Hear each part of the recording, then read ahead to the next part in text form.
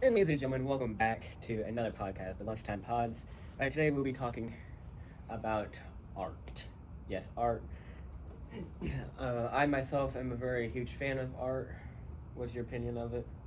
Love it. You just gotta love it. I know there's people who say that art is not able to be as a job. You can't just do art as a job, but look at all the artists that are out there today. Animation contradicts that otherwise. Precisely. Animation is, there are so many movies, shows that require so much animation and thought process to go into it. Most of it is just like kind of primarily animation. Well, I know, but still, that's just digital art. That's the thing. Of course, you use a whole bunch of Blender and stuff like that, but it works. Well, back then when it came to art, it wasn't as, it was before we had digital art. People are like, how are we supposed to do it without the technology that they had in the future? It's called a flip book. It's called a flip book. It's one of those things. But what they used primarily during that time before digital animation came along was something they called cell animation. Back in the time when Disney and Warner Brothers were huge. Like when they were both huge and rivaled against each other is what I'm saying. Yeah. I know with art, there are so many forms of art as well. It's like not only just in animation, but as in like physical art, as in like pen and paper. If we go into like the forms of art styles, not always pen. I know you got like a whole bunch of different forms. Sometimes it could just be clay. You got like exactly animated wires. I mean, you can use just about any cartoon. Sometimes people just still sell some of the most stupid pieces of art. Sometimes that kind of stuff is sometimes average cartoon worth like. Yeah, I mean, it looks like it was painted by a 3-year-old. I mean, sure, like that, but it's not worth $3 million. And then then you work your way up to like anime, and then you got like somewhere around here you got like a realistic anime, and then you got realism. I mean, the transition between like that variety is crazy. Yeah, from what I actually heard about Gumball, according to some sources I've seen, is that when it came to the animation, there were so many different styles of animation in Gumball that it was basically a planned disunity between the styles. Like there's traditional, there's stop motion, there's digital, CGI. Yeah. Anything that you could think of was used in that show. It's like you don't gotta know the rules of art to break the rules. Yeah. I mean that goes for animation as well. It's like if you want to make something to break the rules, you gotta know the rules. So that means you gotta follow the rules for I don't know how long, maybe 3-10 years. and then you break them. Doing what? I don't know. But what does really sadden me about animation these days is how much filler content there is for people to watch that is just like something that people call on YouTube like content farms. That is the stuff that is just I hate it. Why did this even exist? I mean, now another thing that does spark my interest is like, what are the benefits of art? I think the benefits of art is, it's one out of several ways that people could cope with something that they're dealing with, or maybe it could be something to have their voice spoken out without having to speak verbally. Exactly. I mean, I see like art as two major ways. Or actually 3 major ways. Either 1, you're trying to make a profit off it. 2, it's just a way to cope. And 3, it's a way to relay a message. I mean, those are like the 3 main ways I see art as people are going to be doing it for. When you see art, most of the time, when people see the art and they're thinking about who made it, when the people that make the art, and when you see the art, it's like what you see from the art is how the artist expresses themselves. Exactly. So like a very, very dark, grotesque kind of painting could mean that someone's depressed. It could mean that.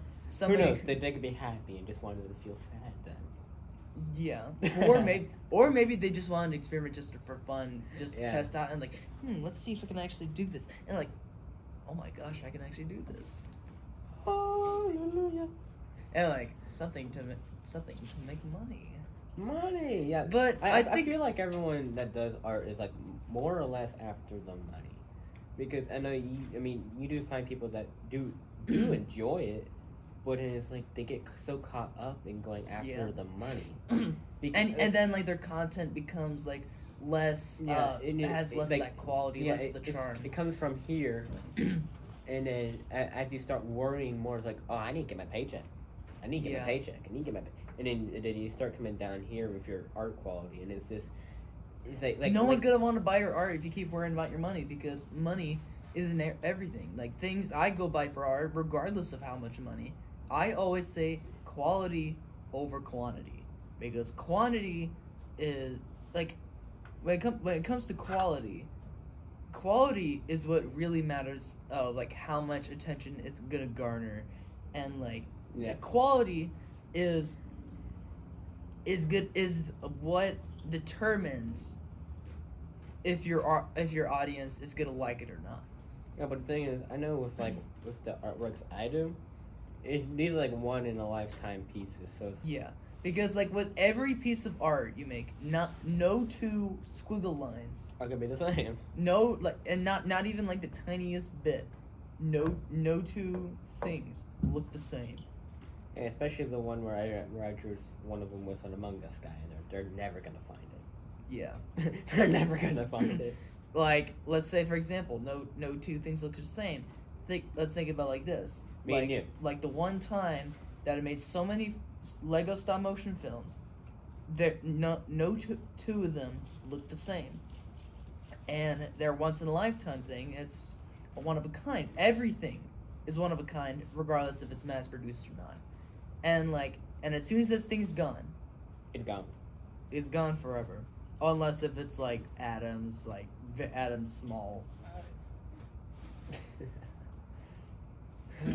But to put it in your perspective for people who don't understand, once you lose it, it's gone for good. There's no way you're gonna get it back. Yeah, I know. With art, it's like I know for me, I grow personally attached to my art pieces. So it's like I put them in a box, I put them under my bed, and never think about it again. But then when I pull it back out, it's like, oh, it's time to clean out your box. What are you talking about? I don't want to clean out my box. It's like I'm not letting that go, because who knows? Maybe one of these days it can go for maybe $1,000. Yeah. But it's like I'm not worried about it. It's like keeping it, because I grow emotionally attached to every piece of art I make. Yeah, like some pieces of art for me is not worth looking at it. Like sometimes there's those moments when you're like, oh gosh, this is not good all, and then like those very few drawings that you have, and like, oh, this one actually looks good. Yeah, precisely. Yeah, I know. It's alright. We got some natural causes. I mean, this is a lunch podcast, so I mean, no one really. Whatever minds. goes. Yeah. It goes. I mean, you got two people over here. If they want to say hi at all, I mean, they can. I think the first time I was ever exposed to animation, it was probably some annoying kids cartoon that nobody probably wants to see anymore as they get. But I think first like dominant memory I've ever had of. It's always about that first. I will say it was a stop motion movie that most of you might know as Fantastic Mr. Fox. I have seen that movie more times than I can count. I can say it. I mean, some of you might not know that one. I personally do not know that one, so I don't know what he's talking about most. He's probably saying some. Yeah, but it's always that first spark of art or interest for anything really, sports, art. Heck, if you want to be a teacher, the teacher that influenced you, hey, go for it. I will say though, when it comes to drawing, I don't think I took it very seriously up until like a couple years ago, and I started doodling more and more, and I'm like, you know what? Maybe this could be a career actually worth doing. Something in animation or something in film.